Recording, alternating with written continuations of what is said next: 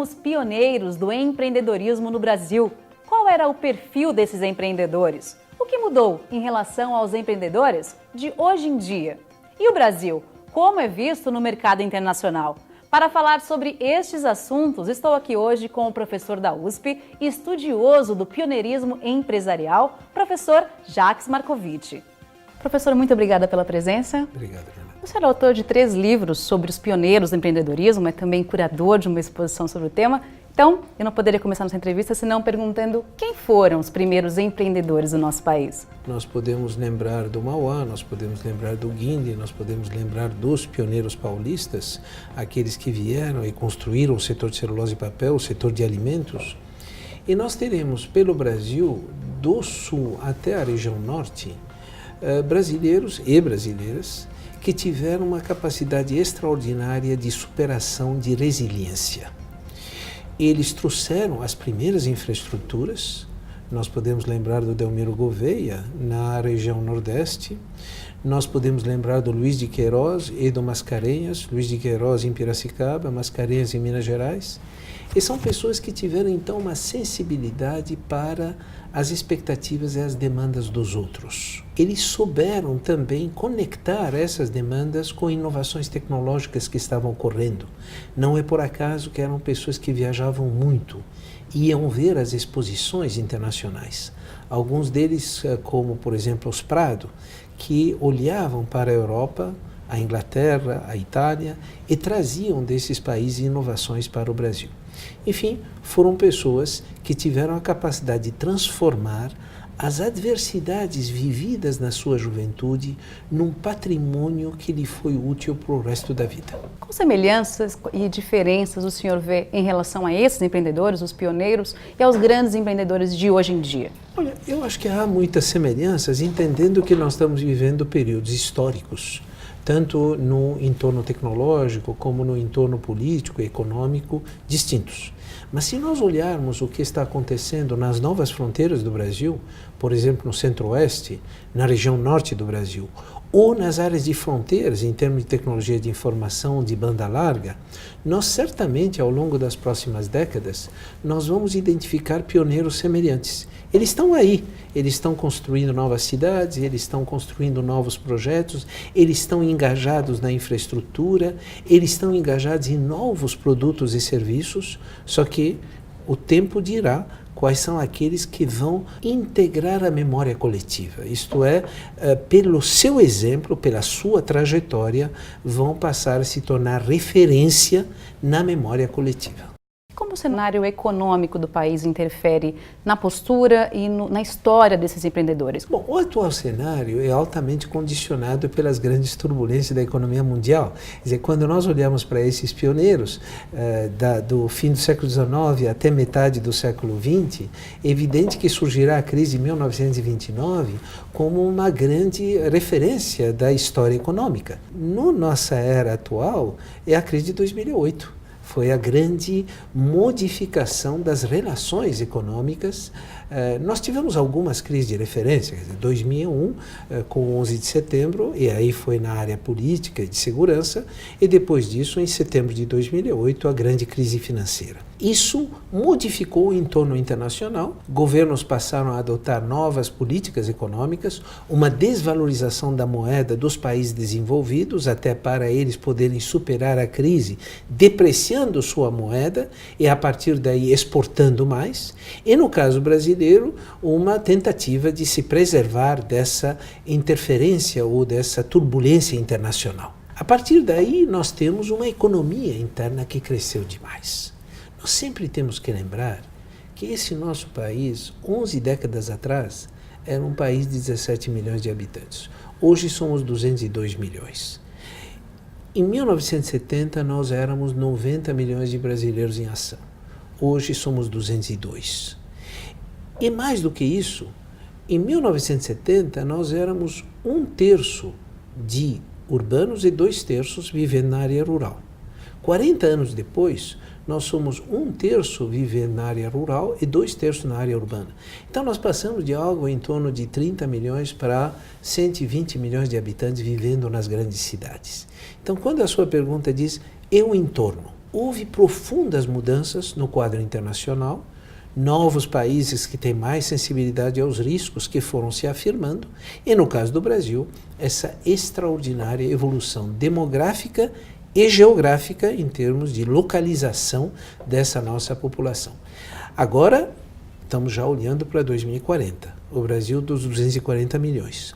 E o que nós vamos ver que a demografia nos ensina é que as regiões sul e sudeste estão estabilizando-se em termos demográficos. Mas a região centro-oeste e a região norte do Brasil estão crescendo porque há fluxos migratórios indo da região sul e sudeste para aquelas regiões. São as novas fronteiras do Brasil.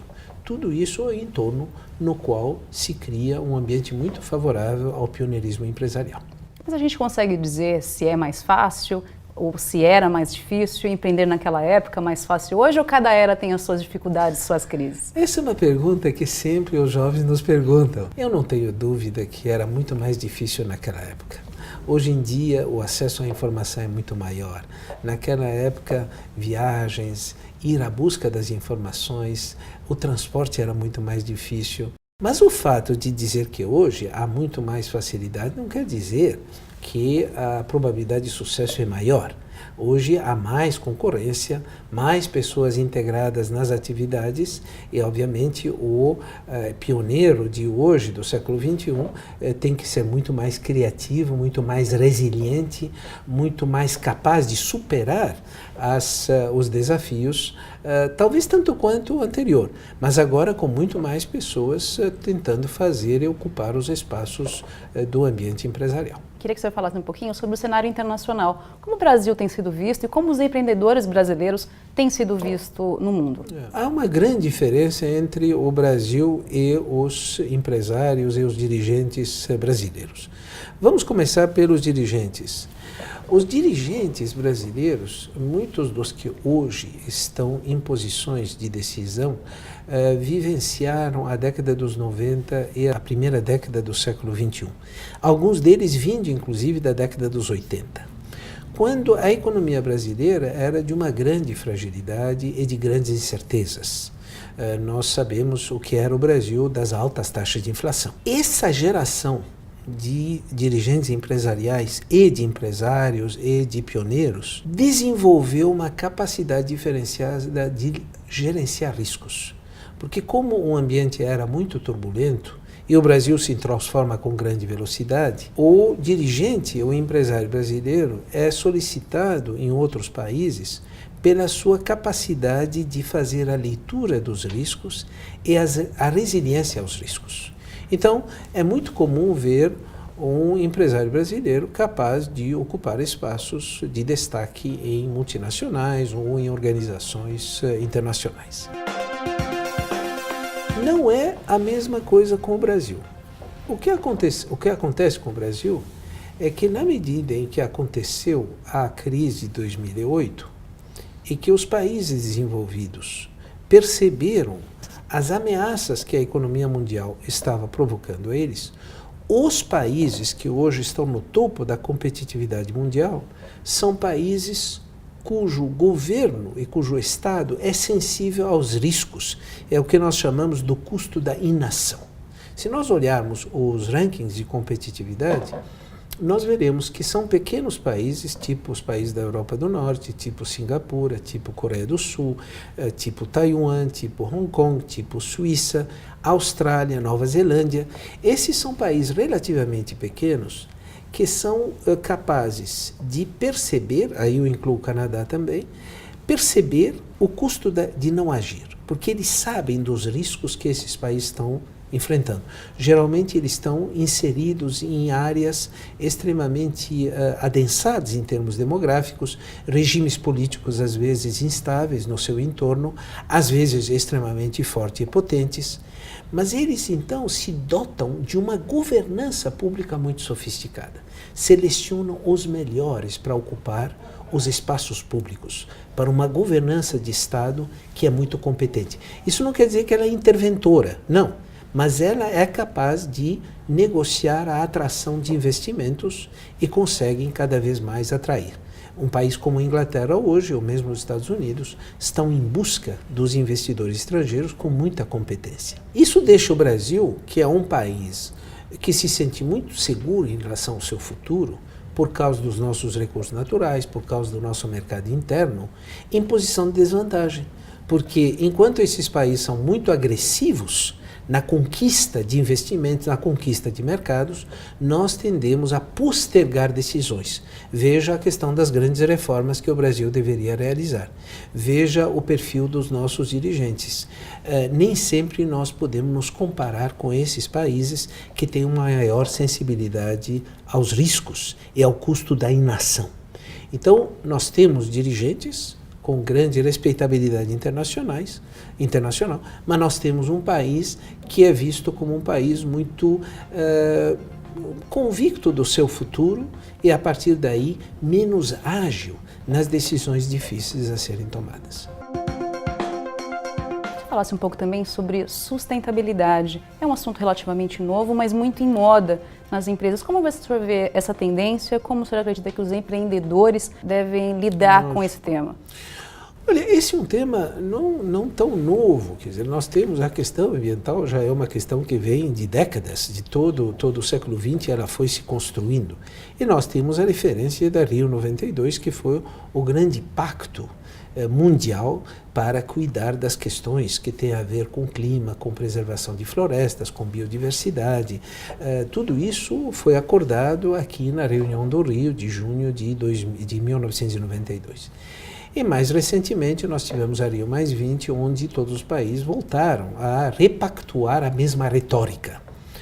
Aonde nós estamos ainda frágeis é em transformar a retórica em métrica. Há uma grande repetição, uma verbalização de prioridades ambientais, o que é um bom começo.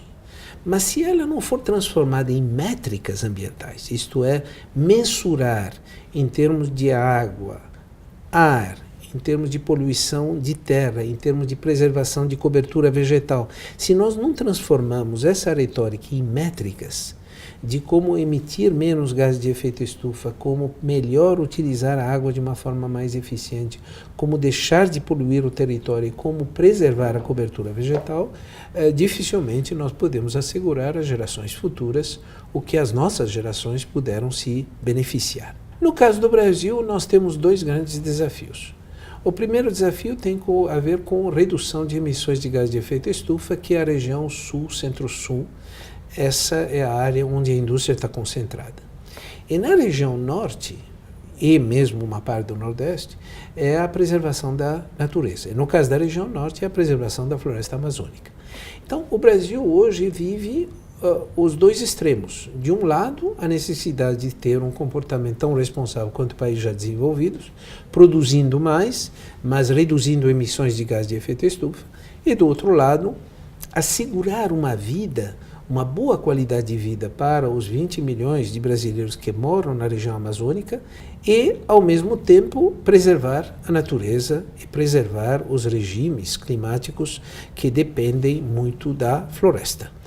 Esse é o desafio do Brasil e há muito o que se fazer, o que significa muitos desafios para a nossa juventude. Falando em região amazônica, é o tema de uma das obras que o senhor fez. Quais são os maiores desafios para essa região, que é uma das mais importantes do mundo?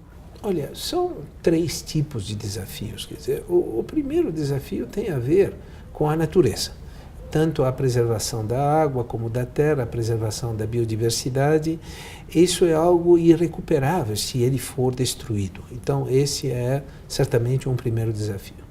O segundo desafio é como, ao mesmo tempo, é possível fazer essa preservação, mas assegurar uma qualidade de vida que será diferente dos grandes polos urbanos que nós conhecemos aqui. Como assegurar saúde, educação, qualidade de vida, elevação da esperança de vida para essa população que vive ou nas comunidades ribeirinhas ou mesmo na periferia das grandes cidades. Porque nas grandes cidades já se alcançou uma qualidade de vida um pouco maior. O terceiro, último desafio é a questão da segurança regional. Porque o Brasil fala muito de integração regional com o Mercosul, com a Argentina, o Uruguai, mas essa região lá, com a Colômbia, com o Peru, já está integrada. Nós somos parte de um bioma. como assegurar que essa integração, que já é de fato, seja também uma integração internacional e que nos ajude a responder aos grandes desafios que a natureza nos pede de enfrentar, e no interesse do planeta. Professor, antes de acabar, gostaria que o senhor falasse um pouco sobre a exposição itinerante Pioneiros e Empreendedores. Quais são os próximos passos, quais são as expectativas em relação a essa exposição? Bom, a pesquisa sobre os pioneiros brasileiros, ela foi realizada entre 2001 e 2007. E aí foram publicados os 3 livros, a trilogia. E a partir de 2008, nós percebemos que para poder chegar a juventude brasileira, inclusive aqueles que estudam em escolas públicas, tanto de nível médio como de nível técnico, nós precisávamos fazer algo mais do que publicar os livros. E a partir daí surge uma parceria com os museólogos e o projeto de pesquisa se transforma num projeto museológico, isto é, a ir ao encontro da juventude nos museus, que são espaços de aprendizagem. O museu é um espaço muito criativo para ensinar, para aprender, para construir conhecimento. E aí, em 2010, nós tivemos a primeira exposição no Rio de Janeiro, no Museu Histórico Nacional. Ela se deslocou em 2012 para a Fortaleza, no Espaço Cultural da Unifor, e em seguida nós fomos para Manaus e depois Recife. Depois dessas 4 itinerâncias, que alcançaram mais de 100 mil pessoas, somando os visitantes, sendo que a sua maioria estudantes, nós agora estamos na fase de concepção da exposição em São Paulo, que deve se realizar no Museu da Imigração no Brás. Porque os valores dos imigrantes que estão na exposição permanente do Museu de Imigração, que são a resiliência, a superação, a busca do próprio sustento e da sobrevivência, nós vamos encontrar muitas dessas características na origem dos pioneiros brasileiros também. Então nós teremos, ao mesmo tempo, no mesmo espaço, a exposição permanente do Museu dos Imigrantes e uma temporária dos pioneiros brasileiros. Professor, foi um prazer. Muito obrigada pela sua presença. Muito obrigado, o prazer é todo meu. Hoje eu conversei com Jacques Marcovitch, professor da USP e um dos maiores estudiosos sobre os pioneiros do empreendedorismo no Brasil. O Sebrae São Paulo agradece a sua companhia e até a próxima.